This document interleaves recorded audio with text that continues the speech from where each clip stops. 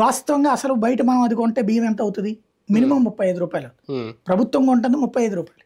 కేంద్ర ప్రభుత్వం 34 రూపాయలు ఇస్తుంది, 2 రూపాయలు రాష్ట్ర ప్రభుత్వం ఇస్తుంది. ఇది రూపాయి రాష్ట్ర ప్రభుత్వం, రూపాయి పబ్లిక్ పెట్టుకున్నాడు. ఇప్పుడు మొత్తం ఫ్రీ ఇస్తుంది కేంద్ర ప్రభుత్వం. కాబట్టి చాలా హ్యాపీ దాన్ని. కానీ ఇక్కడ సమస్య ఎక్కడ వస్తుందంటే, అది మనకున్నది 1,47,00,000 రేషన్ కార్డు. కేంద్ర ప్రభుత్వం ఇస్తున్నది 85 లక్షల మందికి. ఇప్పుడు అవి ఉంచుతారా తీసేస్తారా? మిగతాది ఇవి అనర్హతే, నో డౌట్. ఎందుకంటే కేంద్ర నీతి ఆయోగ్ లెక్కల ప్రకారం మనకి 85 లక్షల మంది ఎలిజిబుల్, మిగతా వాళ్ళందరూ నాట్ ఎలిజిబుల్. జగన్ చాలా సార్లు వెళ్ళి అడిగాడు నరేంద్ర మోడీ, ఒప్పుకోలే. దాదాపు 60 లక్షలు రేషన్ కార్డు తీసేస్తారా ఉంచుతారా? ఇది ఆయన మీద ఉన్నటువంటి ఓ పెద్దది. తీసేస్తే పెద్ద రచ్చ. 1 కాదు 2 కాదు, 60 లక్షలు తీసేయాలి. తీసేస్తే పెద్ద రచ్చ. తీయకపోతే అనర్హులకి వెళ్తున్నట్టు. వాళ్ళు తింటలా. ఎందుకు అసలు ఈ రేషన్ కార్డు ఉంది?